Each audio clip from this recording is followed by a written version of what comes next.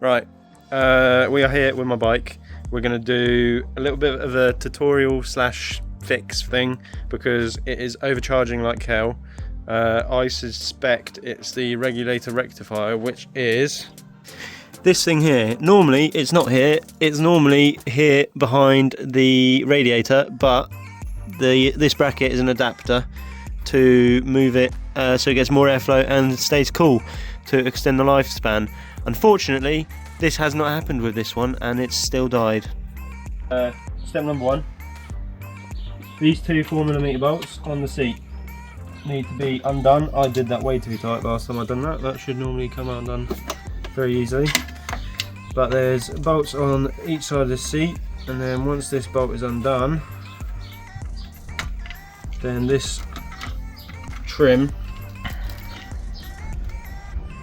because it's broken, will come off like that. I broke it last time, which is why there's a Velcro bit there. That's one side, and I'll get back to you when the other side's done.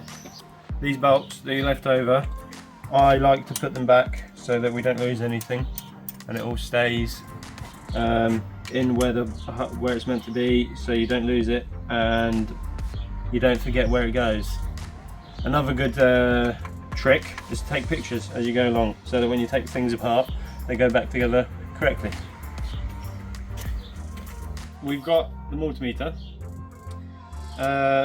If you come here so you can see the screen, we're just going to test the voltage on the battery, which is currently 12.9 volts, and when it's charging it should be around 13.7.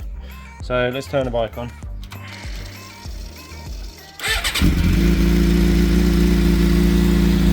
You won't be able to hear me, but 13.7 was what we're looking for. As you can see, we're at 16 and it's climbing. That is really bad. That can blow your battery up. Right, so as you saw there, that was not even 5 seconds of idling before I put the multimeter on it, and it got 16.7 volts, which is far too high, and that can cause problems with your engine control units, injectors, everything like that can fry them, which would mean basically a whole new loom and everything. I'm hoping that I don't need to replace any wiring, but there's a good chance I will need to. The next thing that I'm going to do is I'm going to lift the tank and get underneath the airbox. I don't think I'm going to need to remove the tank, but if I do, then I'll show you that as well, obviously. Lifting the tank is very simple. 6mm Allen key is one bolt. This is the only bolt that you need to worry about, okay? Literally just loosen it, take it out, Bob's your uncle, Fanny's your aunt, and you can lift your tank up. Like so. Ta-da! Now we need a long stick to prod underneath here so that it can stay up. Give me 2 seconds. Right, I was going to try find a stick so I can just leave the tank tilted up. Instead, what I'm going to do is I'm going to take the whole tank off because it will just make everything a lot easier. So if you come around here, on this side, it's only one side because there's one bolt that goes all the way through. It's a 5mm Allen key, and once you get it loose you can squeal it out. This is a bit finicky to get this out. The bolt is no problem, that is going to come out easily like so. And then to lift the tank up you have to push it up like that on both sides,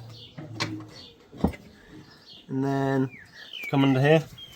There's a fuel line that you have to disconnect by pinching and pulling, and then that will come out like that, spill a little bit of fuel. These two vacuum lines also need to be pulled off. I find that if you spin them or even like push them on a bit, then they come off easier. And then there's one white plug over here, which again is a squeeze and pull.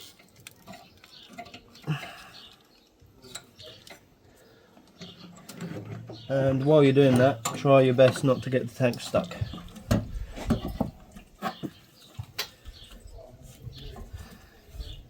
Two hands is definitely required for this. There we go. And that is a fuel tank off. Little tip, if you're going to be doing this, don't have a full tank of fuel like I do, because that's heavy, and if that goes in your hand, it will crush it. Hello. So tank off, obviously. This is the two vacuum lines took off, that's the fuel line. And then this is the little plug that we unplugged for the fuel pump. These, the next step, sorry, not these. The next step is take these relays off, and this air sensor plug, again, two hands, come in very handy. And then this vacuum line, this little clip is very easy, so just grab that with your hand, and again, yank that off. That's a bit perished, so I'll probably need to replace that at some point, but not today. And then you've got Phillips head screws all the way around. There is normally one in there, in that hole there, but I stripped it out, so it's fine. It's only a plastic airbox, doesn't matter. As before, every bolt we take out, we put in back in its place, screw it in once or twice, just so it doesn't get lost. Same with the washers, and that way we keep everything tidy and not bits everywhere, and you don't know where to find them. Next step is this bolt here, which is a 10mm, which I completely forgot to grab. Let me grab that 10mm socket and a small ratchet. We're going to take the bottom section, bottom half of the airbox off, which has the air filter in it. It's also connected to the throttle bodies, and now the annoying part with this is you need a very long screwdriver, because I'm going to show you why. The clamps for the throttle bodies are only accessible through the frame. So see this hole here, that is an access hole to get to a tiny little bolt screw right there. I don't know if you can see where the end is. There you go. There you go. See where the end of the screwdriver is? There's a tiny little screw right down there.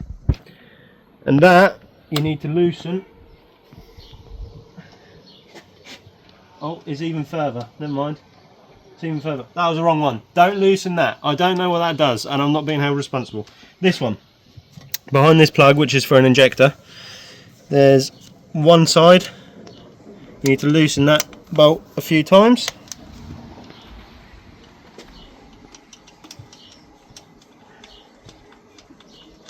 By a few times I mean just keep going until it moves freely, because these bits are annoying. And then same with the other side. And whatever you do, don't round these off, because if you round them off, you're not going to be able to get a tight seal on the throttle bodies, and you're going to have air leak problems. Then once that's done, pull that out carefully, and that will just come out with the clamps, hopefully, but without is also fine.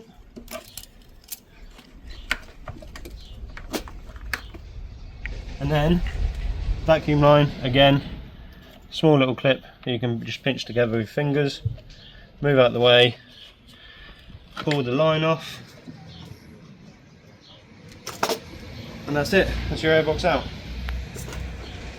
Let me grab the new one.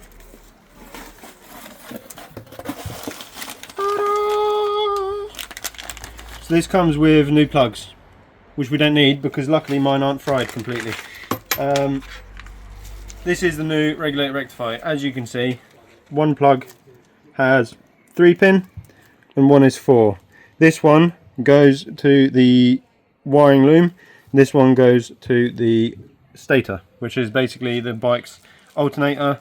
Uses magnetic fields to charge the battery and run the electronics on the bike, with the help of this to keep it at a stable voltage. What we're going to do is we need to unplug that, take that plug out to the other side so that we can run the bike. So what I'm going to have to do is I'm going to have to put it all back together, turn the bike on and see if my regulator rectifier is fine. I misspoke, I said regulator rectifier, that's this. This is what I'm replacing because it's overcharging. I need to see if my stator is fine, not my regulator rectifier. I already know that's not.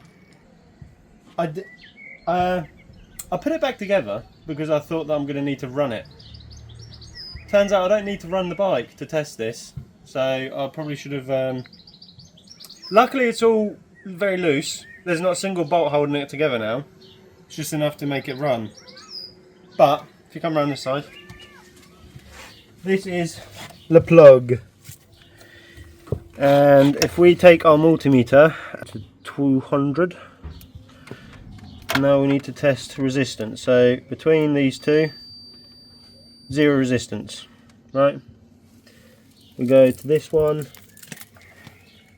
Let me put this somewhere where it won't explode. Right, between this one and this one,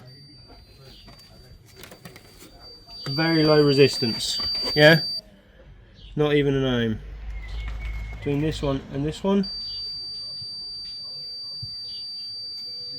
a little bit higher resistance, but it's okay. And then between this one and this one, again 0.8 ohms. So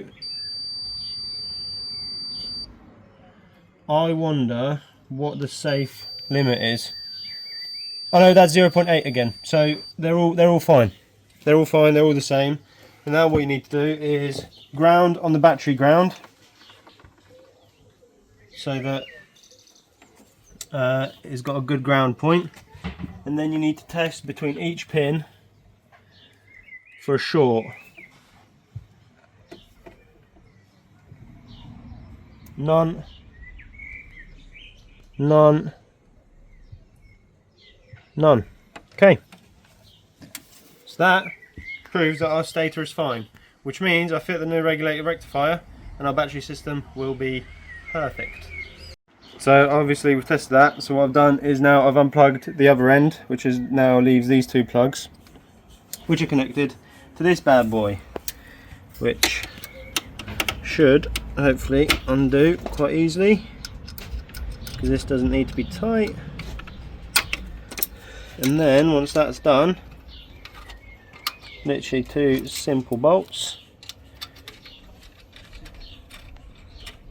and that will come out along with a nut, because that is a stripped hole. Brilliant, I wasn't aware of that. But with a bit of finagling and finoogling, that is now out. Old one, which is very obviously an eBay special, to this brand new fancy one. As you can see, these are the plugs. 1, 2, 1, 2, and a very fancy boy. So because of the relocation bracket, the bolts that came with the reg rec are too long, so I've had to makeshift a spacer right there, and also squeeze it in under my fairing to mount it, but it's all mounted now. Doesn't move up and down, doesn't move, wiggle or anything, but I will cut that bolt down so that I can tighten it up properly and not worry about the bracket being in the way or anything. And then I'll also trim a bit of my fairing there, but it's all plugged in at the top now, and time to get the bike back together. Right, so I'm so confident I've put everything together completely. So I guess now what we do is I start the bike.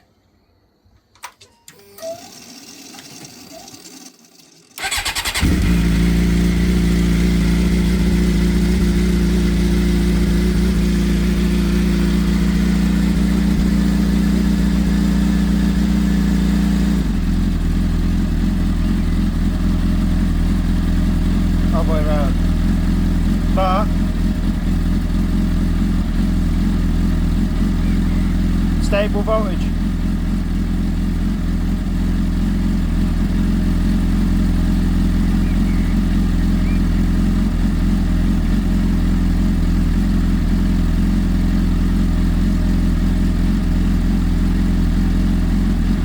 And no codes. Fixed. Stable voltage, 14.2 volts, which is very good for charging. No codes, started right up, primes.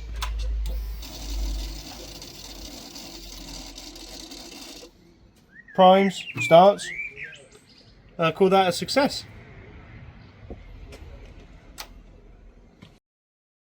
So, I'm here at Garage Works because my bike is here. Greg at Moto Garage Cambridge has it because I don't have the tools to rebuild the front calipers. I didn't realise that it needs special tools, but today's task is on the car.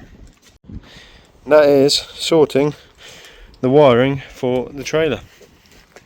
So let's get it on the ramp and get it ready. Right, this is the next day. I didn't actually film any of the trailer wiring yesterday. What ended up happening is we just tore all the wiring out because we found out that the harness that I had in the boot wasn't the complete harness that I needed to make it work, so I just ordered another one. Should be here in a few days. And I forgot to mention the bike is now going to be finished by Greg at Moto Garage Cambridge, because I simply don't have time to do the chain, the sprockets, the front brakes, bleed it all and make it all work. We're working full time, so he's going to finish it off for me, and I'm going to get the trailer wiring sorted next week, and then that'll be it ready for the track day and the videos to come of that. So yeah, that's it. Thank you for watching. Like and subscribe, comment. See you in the next one.